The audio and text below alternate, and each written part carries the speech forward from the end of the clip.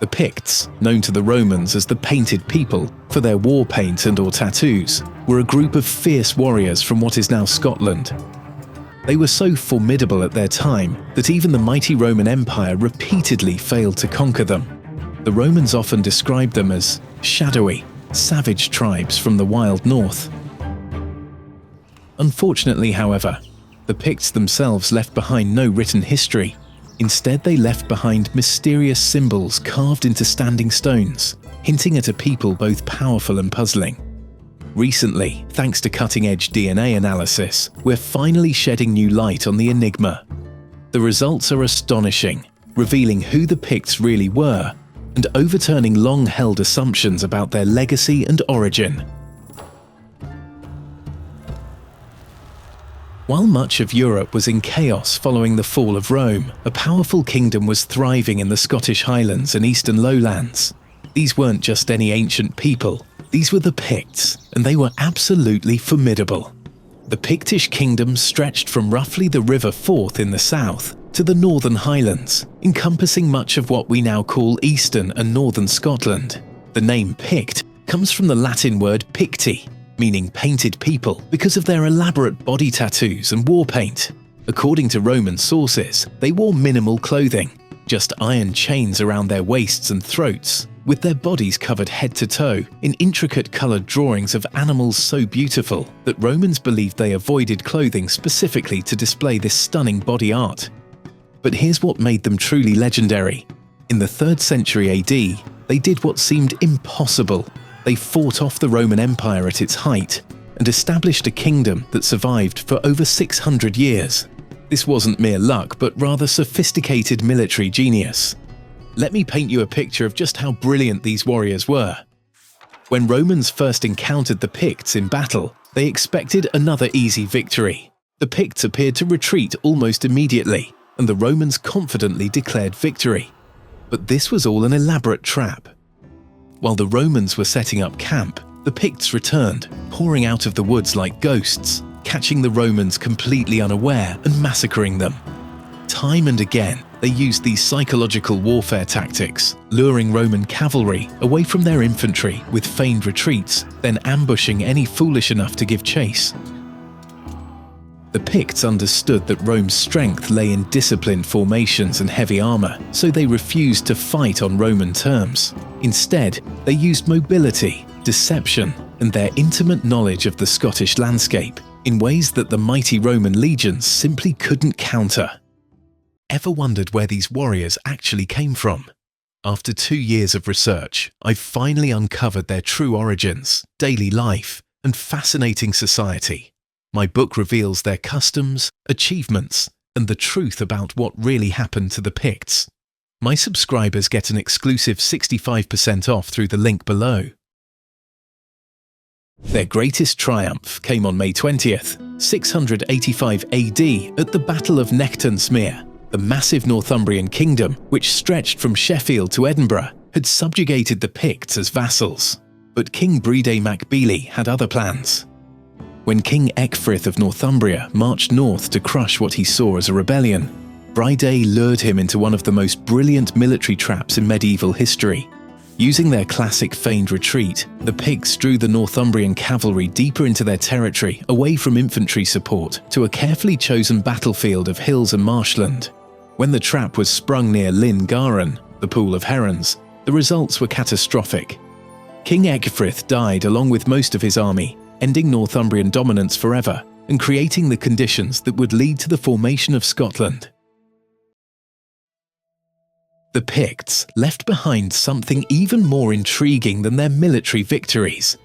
Hundreds of mysterious carved stones scattered across Scotland. About 350 Pictish stones have survived to the present day, though archaeologists estimate this represents only about 30% of the original monuments. Countless others were likely destroyed, reused in later construction, or lost to time. These aren't random doodles.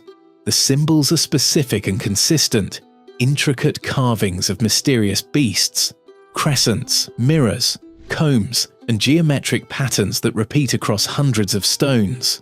Because these symbols repeat so precisely, Scholars now believe they represent a codified writing system for personal names, essentially ancient family crests telling us about Pictish clans and lineages from over 1,500 years ago. The stones fall into three categories that tell the story of Pictish cultural evolution. Class 1 stones are the oldest, from the 5th to 7th centuries, with symbols carved directly into natural boulders. Class 2 stones feature both Pictish symbols and Christian crosses as Christianity spread through their territory. Class 3 stones are purely Christian monuments, marking the transformation of Pictish society. These stones hinted at something that revolutionized our understanding of ancient Scotland entirely. For years, archaeologists assumed large-scale settlements didn't exist in Scotland until the 12th century. Recent discoveries have proven them spectacularly wrong. The Picts built what were essentially ancient cities. At Tappo North in Aberdeenshire, drone surveys and laser technology revealed evidence suggesting that up to 4,000 people may have lived in over 800 huts on a single hilltop, likely representing urban-scale settlement in what appears to be the 5th and 6th centuries, rivaling the largest post-Roman cities in Europe. The site is enclosed by massive stone walls, some showing evidence of vitrification, where extreme heat actually melted and fused the stones together. This was likely achieved through timber-laced wall construction that burned at extraordinarily high temperatures, though the exact techniques used remain one of archaeology's great mysteries. At Burghead in Moray, excavations revealed another massive Pictish naval base with sophisticated triple rampart defences. Not just a fort, but a complex military and administrative centre controlling shipping throughout the Moray Firth. These weren't primitive settlements either. Excavations at elite sites like Rhynie produced evidence that some Picts were drinking Mediterranean wine from French glass beakers 1,500 years ago, alongside fine silver jewellery and evidence of international trade networks that rivaled medieval courts.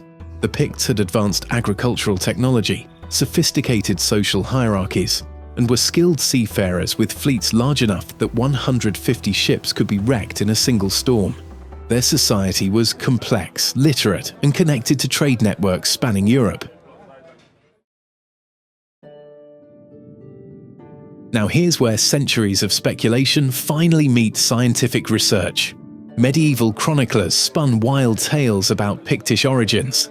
The scholar Bede claimed they migrated from Scythia near the Black Sea, whereas romantic theories suggested they were mysterious foreigners who appeared from nowhere. In 2023, a groundbreaking study led by researchers at the University of Aberdeen and published in the journal PLOS Genetics used cutting-edge ancient DNA analysis of Pictish burials at sites like London Links and Ballintor to finally reveal the truth. And it's not what anyone expected.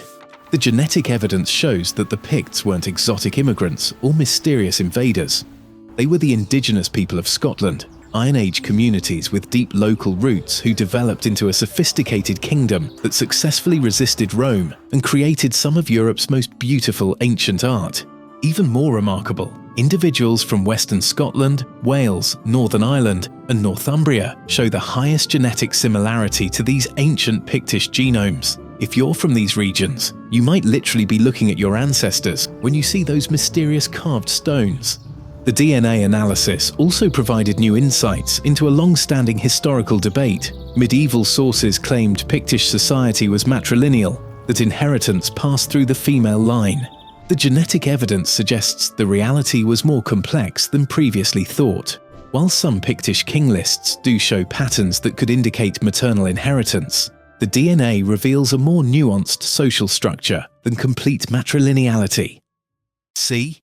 The DNA proves what my book reveals. The Picts never vanished. They transformed into modern Scotland. Inside, you'll discover exactly how they lived, their social structure, and how this transformation actually happened. Plus, when you grab the book, you can add 10 authentic recipes based on real archaeological evidence. These lost recipes are only available as an exclusive bundle during checkout. Still 65% off for subscribers. Check the link below.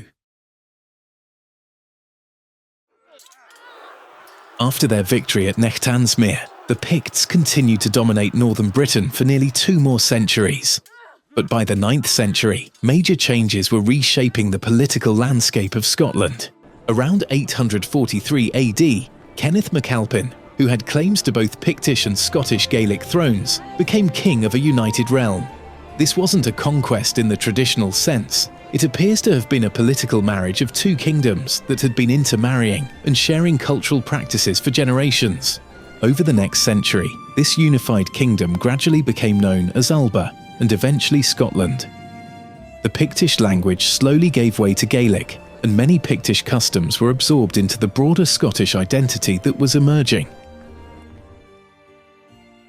So what happened to the Picts? The answer is beautifully simple. They never left. The Picts didn't disappear. They evolved.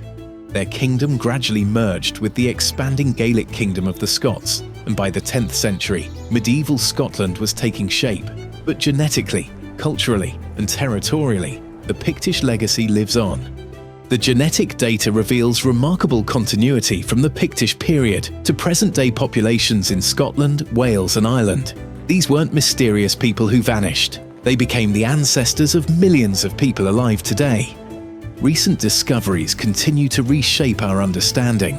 In 2024 alone, archaeologists found rare Pictish symbol stones in Aberlemno and Dice, while work in the Rhynie Valley is revealing what might be an early royal Pictish landscape. Each discovery adds another piece to the puzzle of this remarkable civilization. The latest DNA evidence has finally solved one of archaeology's greatest mysteries. The Picts weren't exotic foreigners or savage barbarians. They were sophisticated indigenous people who built cities, resisted empires, created magnificent art, and whose genetic legacy continues in millions of people today. When you visit Scotland and see those incredible carved stones standing in Highland valleys, you're not just looking at ancient monuments, you're witnessing the legacy of a remarkable civilization that helped shape European history. Whether or not you have Pictish ancestry, these stones represent something universal. The human drive to create, to resist oppression, and to leave something meaningful for future generations to discover. The painted people never really disappeared. They're still there, written in stone and DNA, reminding us that some mysteries are worth waiting over 1,000 years to solve. Thanks for joining me on this incredible journey through time. What do you think about this genetic revelation? Let me know in the comments, and make sure to subscribe for more archaeological mysteries that will change how you see the ancient world.